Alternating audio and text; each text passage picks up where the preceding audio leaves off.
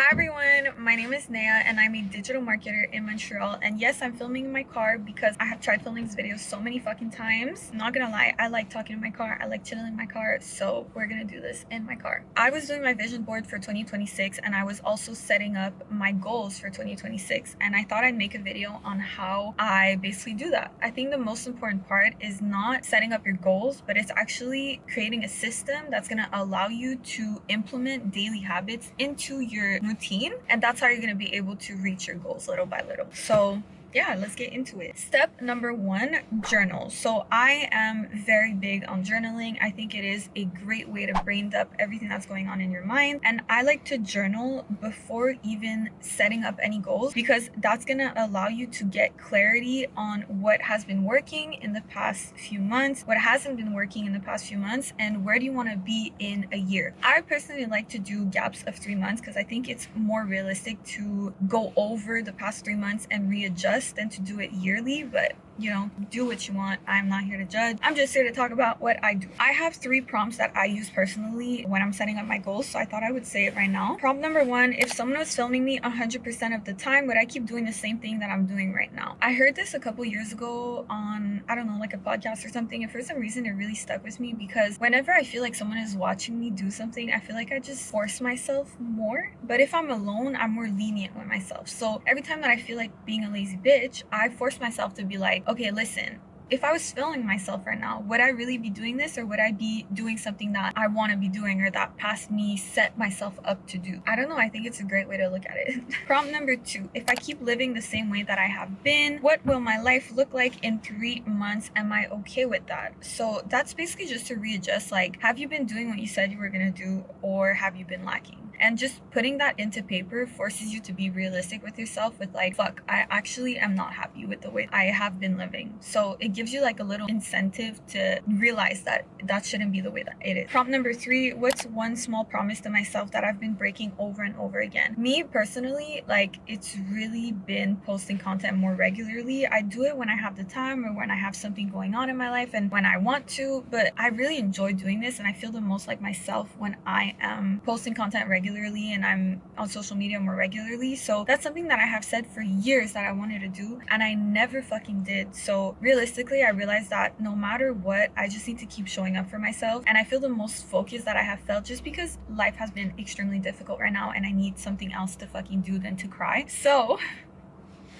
I'm not posting that. But anyways, like, I think it's really important for you to like realize there's this one thing that I said I was gonna do, but I keep lacking over it. So for me personally, it was content, and writing this down allowed me to realize like, okay, I need to take it more seriously so that I can keep feeling like myself. Step number 2, write down all of your goals. So you don't need to filter anything yet, just write anything that comes into mind. Most of the time we have a lot of goals that we want to achieve, so I think it's a great way to just put everything on paper and just write everything down. So for example, my goals for me were like post consistently on social media. I wanted to eat healthier. I wanted to wake up earlier. I wanted to do more activities that were like more artsy, and I had a list. So I think it's important that you go from reflection to intention of like, I'm gonna go from brain dumping everything to, okay, what can I put down as like actual goals that I want to set up. Step number 3, choose your top 3. I think it's really important that you choose only 3 to begin with, because when you pick too many goals, you're basically setting yourself up for failure. Like, you're not going to be able to trust yourself if you keep setting 10 goals and you're not able to achieve all of them. So setting up 3 goals is going to allow you to achieve these 3 goals, which is going to allow you to get more confidence in yourself, and then you can continue to build and build and build. Step number 4, make them smart. What does that mean? You need the goal to be specific. You need it to be measurable, achievable, realistic, and time bound. If you're in marketing, you know what the fuck I'm talking about. But if you set a goal for yourself and you want to later on see if you were able to achieve that goal, I think it's really important that you make sure it's smart so that you can actually measure if you were able to reach that goal or not. So for example, my goal when I was doing this was just, I want to post more consistently on social media. Great, cool. Is it smart? Not really. So if you don't know how to make a goal smart, just put it on ChatGPT, ask him to do it. I think it comes up with really great ideas that you can just modify to your liking. So for example, for me, I went from I want to post more consistently to I will post 2 times a week on Instagram and TikTok, maintaining at least 80% consistency. It's more realistic with my schedule, because obviously if I want to say I want to post 3 times a day, I'm not going to be able to do that, and I'm setting myself up for failure. So he gave me a few examples, and I was able to be like, okay, I think for my schedule, realistically, I could post 2 times a week, short form content, easy. So that's what my actual goal is now. Step number 5,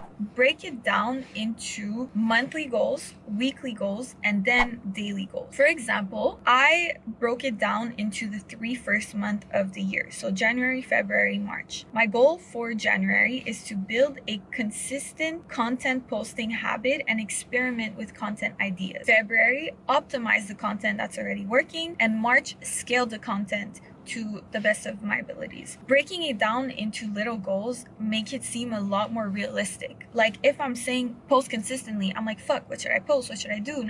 Now for January, the goal is to experiment with posting different things and then see what is working and what isn't. And then from there on, I can keep going and keep going and keep going. Once you have your January goals, I like to break it down into weekly goals, even smaller. So for example, week 1, I said, create a simple weekly workflow. So when do I want to post? When do I want to plan? When I want to edit? Week 2, post a YouTube video because I also want to do long form. Week number 3, batch your content and test 2 different formats. Week number 4, create a mini content library that I can use when editing. And then I break it down into daily goals. So for the first week of January, I wrote down Monday, edit my YouTube video. Tuesday, edit my short form content. Wednesday, do strategy research. Thursday, script. And then Friday, film, which is today. So obviously, like, I put them up for January, but I did these a couple weeks ago, so like I started doing it already. But you do it whenever you want. And like, just a reminder that you don't need to wait for fucking January, you don't need to wait for a new year, you don't need to wait for any event. Like, if you want to restart mid-year, just do it. You're allowed to want to restart whenever you fucking want. Like, recently life has just been throwing shit at me back to back to back, and I was so fucking sick of it, so I decided to just restart, and that's basically what I'm doing.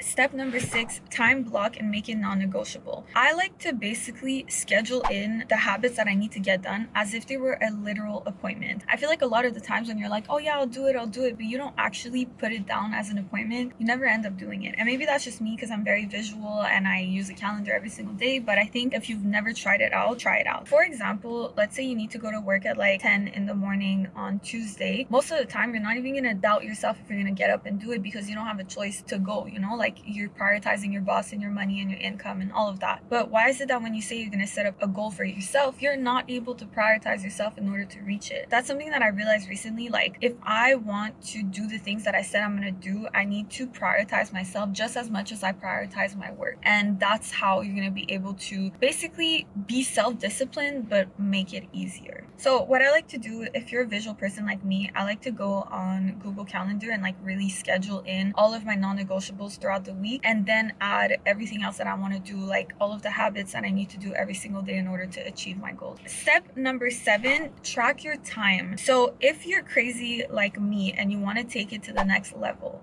okay, I did this a couple years back, and recently I restarted doing this because I just think it works really well with my lifestyle. But basically, I like to rate each hour of my day from a scale of 1 to 5 on my motivation, my focus, and my energy level. A lot of people don't know this about me, but like, yes, I'm employed. I work for a small business in Montreal. I also edit videos for YouTubers, but for my job, it is not a 9 to 5. Like, I punch in on my phone, I work whenever I want, which means that I have full control on my schedule. And I understand that it is not realistic for everyone because everyone has a different schedule and has different non-negotiables throughout the week. But for me personally, because I had freedom to basically do whatever I want whenever I wanted, I decided that it would be a great way to see when my body naturally went towards stuff. So for example, if I was more focused during a specific time of the day, I would schedule in my work hours